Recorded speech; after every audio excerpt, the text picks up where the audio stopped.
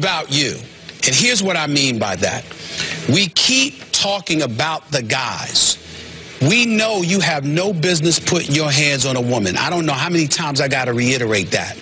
But as a man who was raised by women, see, I know what I'm going to do if somebody touches a female member of my family.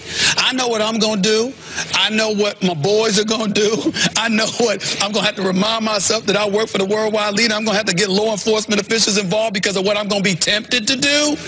But what I've tried to employ the female members of my family, some of who you all met and talked to and what have you, is that, again, and this is what I've done this all my life, let's make sure we don't do anything to provoke wrong actions. Because if I come or somebody else come, whether it's law enforcement officials, your brother, or the fellas that you know, if we come after somebody has put their hands on you, it doesn't negate the fact that they already put their hands on you. So let's try to make sure that we can do our part in making sure that that doesn't happen. Now, you got some dudes that are just horrible, and they're going to do it anyway. And there's never an excuse to put your hands on a woman.